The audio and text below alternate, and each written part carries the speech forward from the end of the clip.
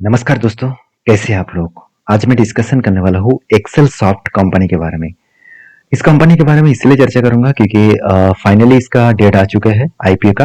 और आईपीओ पे जब भी कोई अपडेट्स आते हैं तो मैं आपके साथ शेयर करता हूँ। तो इस वीडियो के अंदर भी इस कंपनी के पूरा डिटेल्स डिस्कशन करूँगा और लास्ट में आपको बताऊँगा मेरे ओपिनियन क्या है। तो आप भी आपके ओपिनियन बता सकते हैं कमेंट्स बॉक्स में। तो वीडियो को पूरा देखिए। सबसे पहले देखिए इस कंपनी के बारे में अगर डिटेल्स में कुछ पॉइंट ऑफ बेसिस में बात करूँ तो अबाउट सेक्शन में अगर जाए तो कंपनी स्टार्ट होता है 2000 साल में।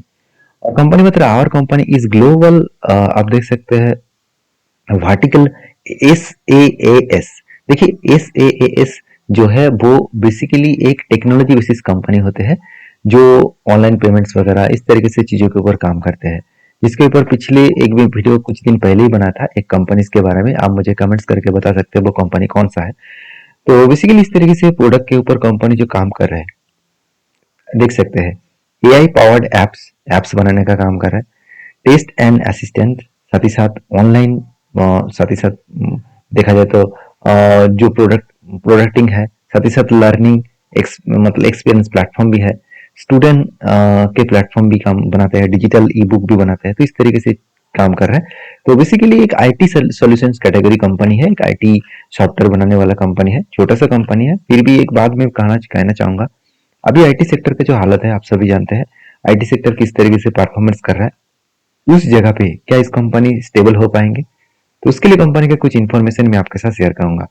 सबसे पहले देखिए कंपनी का जो बिजनेस है।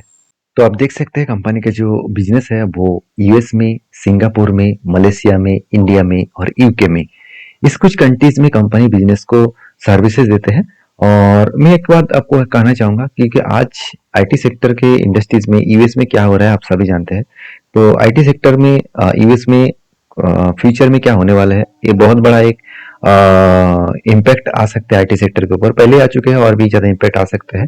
फिर भी देखिए जो लोग सोच रहे हैं कि यूएस में आईटी सेक्टर को मतलब इंडियन कंपनीज को बैन किया जाएगा, ये मुमकिन ही नहीं है। ऐसे बात मैं क्यों बता रहा हूँ क्योंकि देखिए यूएस का जो आईटी कंपनीज है वो जितने प्राइस में प्रोडक्ट को सर्विसेज देते हैं उस जगह पे इंडियन कंपनी आधे से भी कम दामों में वो सर्विसेज देते हैं।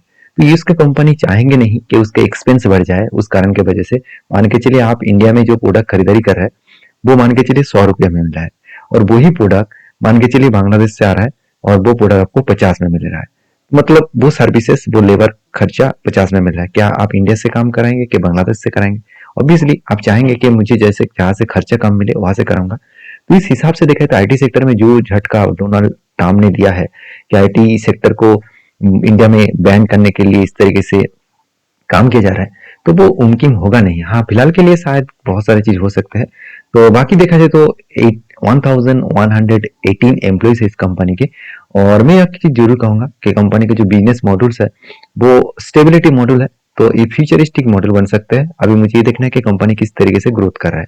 अगर मुझे सेल्स ग्रोथ देखना है तो कंपनी इंक्रीज किया लास्ट ईयर में 24% एंड प्रॉफिट ग्रोथ किया 172%। देखिए इसको देखकर आपको लग रहा होगा कि शायद कंपनी ने ज्यादा प्रॉफिट बड़ा चढ़ाकर दिखा दिया लेंस कट के जैसे। ऐसे बिल्कुल नहीं। आप देखेंगे तो कंपनी के सेल्स देखिए 197 से लेकर 200, उसके बाद 248। तो ये सीआर में है, तो मतलब करोड़ों में है। तो आप देख सकते हैं प्रॉफिट ग्रोथ में 22 करोड़ था, उसके बाद 12 बने, उसके बाद 34 बने। तो इसका मतलब बीच में थोड़ा सा प्रॉफिट डाउन हो गया था। इसके पीछे रीजन आप तो सब जानते ही है आईटी सेक्टर में किस तरीके से झटका लगा था। और मेरे हिसाब से फिर से रिकवरी कंपनी करने का यहाँ पे सिचुएशन में है। अभी देखिए कंपनी का कर्जा बहुत ज्यादा था, करीबन 118 करोड़। वो घटते घटते आज 26 करोड़ हो चुके हैं, मतलब कर्जा एकदम ना के बराबर है। तो इसको मैं एकदम जीरो कर्जा कहूंगा। आरओसी आरओई देखा जाए तो आरओसी जो है वो 16% मतलब कि एवरेज लेवल के आसपास है। और पेट मार्जिन भी 15% के आसपास है। और इबिट्टा मार्जिन 31% के आसपास देखने को मिले। तो बेसिकली 1300 करोड़ के आसपास टोटल इसका मार्केट कैपिटलेशन है। एक चीज को नोटिस करना, कंपनी का पी रेशियो 3.5 है और कंपनी की सॉरी अर्निंग पर से 3.5 रुपीज है और पी रेशियो 34 है। तो इसको मुझे चेक करना है कि बाकी कंपनीज का क्या हालत है। अगर मैं बाकी कंपनीज की एक बार हालत चेक करूँ तो इस फील्ड में देखिए बहुत सारे प्लेयर है, जैसे एमपॉस हो गया, साथ ही साथ के सॉल्व्स इंडिया लिमिटेड हो गया, साथ ही साथ silver touch technologies limited, section technologies limited, इन मतलब इन्फोबिन्स टेक्नोलॉजीज लिमिटेड। ये सारे कंपनी का अर्निंग पर शेयर देखूँ तो एक्सेल टेक्नोलॉजीज का अर्निंग प्रेशर बहुत कम है, बहुत कम, क्योंकि बाकी कंपनीज का अगर मैं एवरेज भी कर लूँ, चलो एक बार मैं एवरेज करके आपको दिखा देता हूँ तो और भी आपको आसान होगा। चलो बाकी कंपनीज को मैं एवरेज कर लेता हूँ। 87, 14, 17, सॉरी 17 प्लस 33 प्लस 15 पकड़ लेता हूँ और इसको मैं डिवाइड कर देता हूँ कितने, 5 से, क्योंकि 5 कंपनी को मैं एवरेज करूंगा तो निकल कर 33। उस जगह पे कंपनी 10 टाइम्स कम है अर्निंग पर शेयर में, तो ये कंपनी के ऊपर प्रेशराइज है। अगर वैल्यूएशन के मामले में बात करूँ तो वैल्यूएशन को भी एवरेज कर लेता हूँ, पी रेशियो को चेक कर लेता हूँ। बाकी कंपनीज के कितने हैं, 26, 22, 41, 42 और 32। देखिए इस तरीके से मैं वैल्यूएशन को चेक करता हूँ और मैं 5 से डिवाइड कर दो 32 निकल कर आ रहा है, मतलब बाकी कंपनीज का एवरेज मिलकर 32 आ रहा है और यहाँ पे इस कंपनी का पी रेशियो कितना है, 34 है।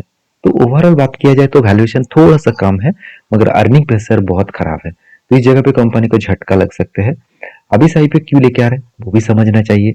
अगर मैं आईपीओ के डिटेल्स में जाऊँ तो देखो, तो कंपनी बता रही है कि funding capital expenditure for purchase of land and construction, तो कंपनी खुद की और एक न्यू बिल्डिंग्स बनाने जा रहा है, तो उसके लिए 719 करोड़ खर्चा होगा, सॉरी 719 मिलियन, करीबन करीबन 7 करोड़ के आसपास खर्चा होगा।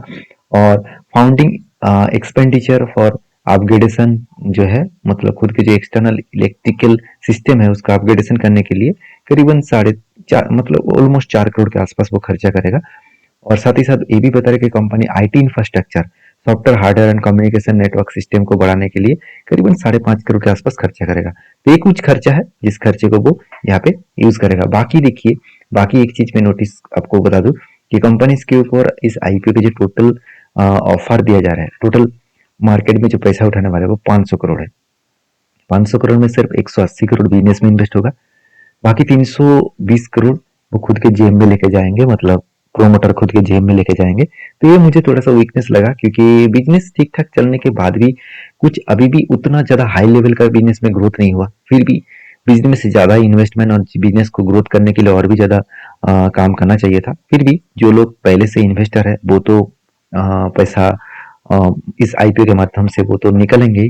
तो इस हिसाब से 320 करोड़ वो जेब में जा रहा है प्रोमोटर के। तो टोटली 114 से लेकर 120 के आसपास प्राइस बन रखा गया है, तो ठीक ही है। तो एक लॉट के लिए करीबन करीबन 15,000 यहाँ पे आपको लगाना पड़ेगा अगर आप आईपीओ में काम करना चाहते हैं तो आईपीओ का ओपनिंग डेट है 19 तारीख, अभी क्लोजिंग डेट है 21 तारीख और इसका टेंटेटिव डेट अलॉटमेंट, मतलब आपको पता चलेगा 24 तारीख को कि आईपीओ आपको मिलेगा कि नहीं मिलेगा। साथ ही साथ आप देख सकते हैं मतलब इंस्टीट्यूशन रिफंडेड करेगा आपको 25 तारीख और क्रेडिट होगा, अगर आपको आईपीओ मिला तो क्रेडिट होगा 25 तारीख और आईपीओ का लिस्टिंग डेट है 26 तारीख। तो ये पूरा डेट मेंशन किया गया है, इस डेट के अकॉर्डिंग आपको पूरा डिटेल्स को पता चल चुका है।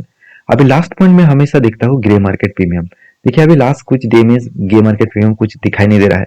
अभी देखिए कंपनी का 19 तारीख, मतलब 4 दिन बाकी है, तो 4 दिन के बाद ग्रे मार्केट प्रीमियम आपको देखने को मिल सकता है। तो मैं जरूर कहूंगा आप इस कंपनी के ऊपर जरूर फोकस रखिएगा और नीचे आपको एक लिंक में दे दूंगा, उस लिंक में जाकर इसका ग्रे मार्केट प्रीमियम चेक कर सकते हैं। तो आई होप वीडियो में जानकर आपको अच्छा मिला होगा। अगर इस तरीके से अपडेट पाना चाहते हैं तो जरूर फॉलो करिए। और हाँ, रही बात मेरी, तो मैं इस कंपनी के ऊपर तब तक काम नहीं करूंगा जब तक इसका ग्रे मार्केट प्रीमियम और सब्सक्रिप्शन के पूरा डिटेल्स पता नहीं चलेगा। तो मैं लास्ट डे में एक सारे डिटेल्स को चेकआउट करता हूँ, उसके बाद काम करता हूँ। तो मैं लास्ट डे में एक वीडियो और लेके आऊंगा, उस दिन आपको पता चलेगा कि इस कंपनी के ऊपर एक्चुअली ग्रे मार्केट प्रीमियम और बाकी डिटेल्स क्या चल रहा है। बाकी आपके क्या ओपिनियन है जरूर कमेंट्स करके बताना। वीडियो अच्छा लगे तो लाइक करना। Thank you.